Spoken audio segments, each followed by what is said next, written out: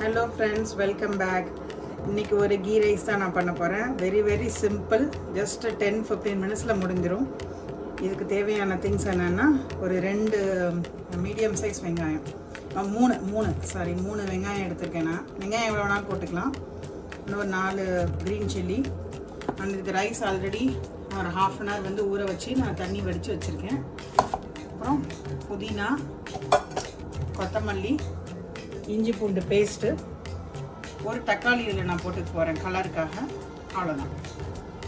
Pan வந்து சூடாயிடுச்சு. இதில் வந்து நான் 1 ஸ்பூன் வந்து தேங்காய் எண்ணெய் சேர்த்துக்கிறேன். இந்த கீ ரைஸ்க்கு தேங்காய் எண்ணெய் ரொம்ப நல்லாயிருக்கும். தேங்காய் எண்ணெய் 1 ஸ்பூன் போட்டுட்டு 1 ஸ்பூன் நெய் போட்டுக்கிறேன்.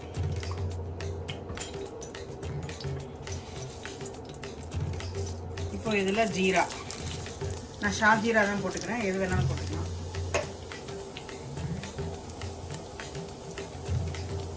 நல்லா பொரிஞ்சோடனே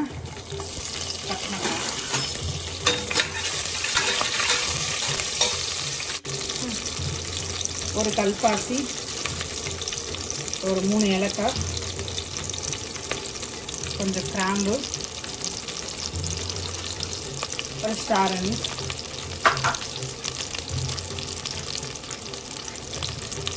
பட்டை,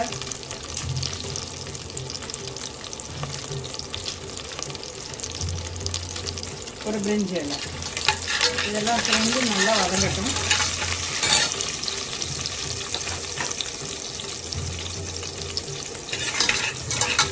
ஓரளவுக்கு பொரிஞ்சோன்னா அடுத்தது வெங்காயம்.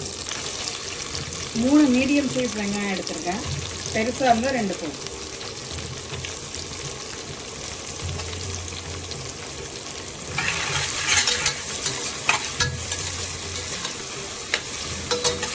நல்லா வேகட்டும். ஒரு 1 or 2 மினிட்ஸ் நல்லா ஃப்ரை ஆகட்டும்.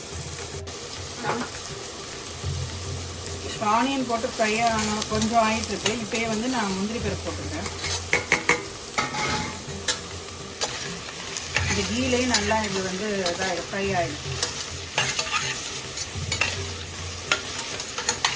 இது கொஞ்ச நாள் எப்படி ஆகட்டும். ஓகே, இப்போ இது புதினா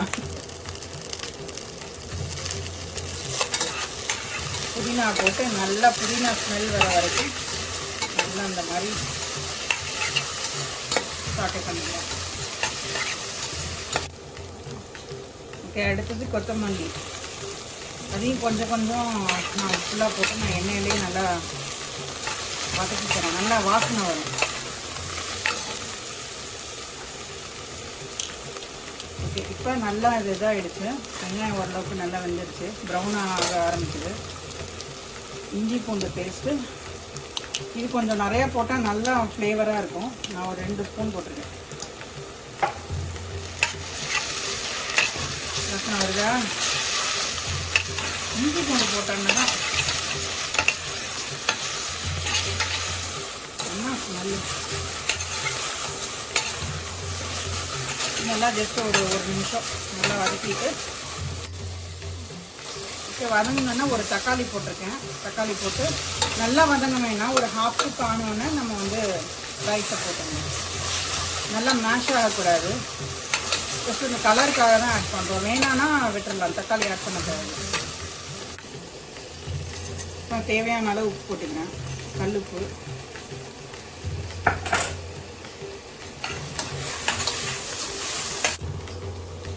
ஓகே, இப்போ நல்லா வதங்கிடுச்சு, ஓரளவுக்கு நல்லா இதாகிடுச்சு. இப்போ நான் வந்து 2.5 கப்பு ரைஸுக்கு 4 கப்பு நான் எடுத்திருக்கேன். இது தேங்காய்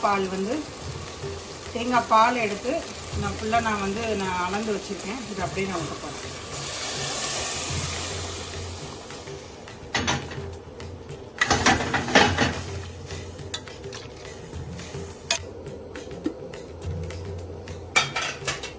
பாருங்கள், நல்லா இதாகிடுச்சு.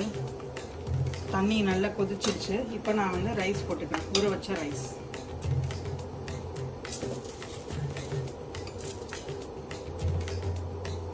போட்டாச்சு. இப்போ நல்லா வந்து இந்த தண்ணி வந்து ஃபுல்லாக அப்சார்ப் ஆகுற வரைக்கும் நல்லா நம்ம வெயிட் பண்ணலாம். தண்ணி நல்லா சுண்டிடும் கொஞ்சம் நேரத்தில். பாருங்கள் நல்லா கொஞ்சம் இதாகிட்டு இன்னும் இருக்குது, தண்ணி இருக்குது. ஸோ அதனால் இன்னும் கொஞ்சம் வெயிட் பண்ணுங்கள். அதுக்கப்புறம் தம் போடணும். ஓகே பாருங்க, எல்லா தண்ணியுமே இப்போ இதாகிடுச்சு. இப்போ நான் என்ன பண்ண போகிறேன், கடைசியாக ஒரு ஸ்பூன் நெய் இங்கே அங்கே விட்டு இது நல்லா நான் க்ளோஸ் பண்ணிவிட்டு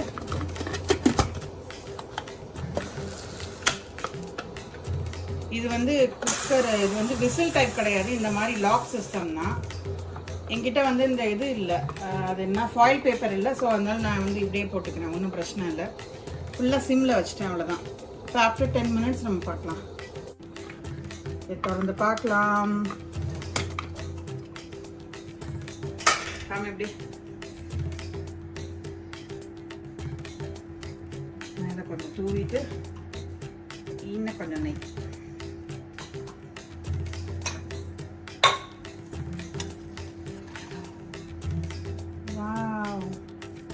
செம்ம வாசனை.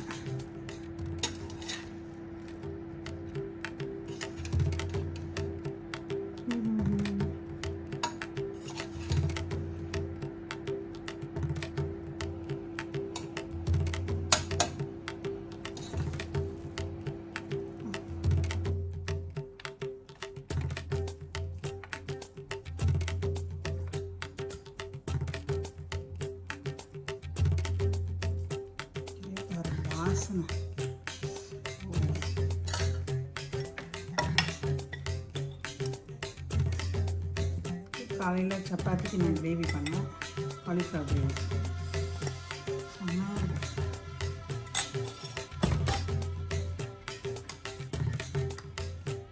குக்கும்பர் ரைத்தா.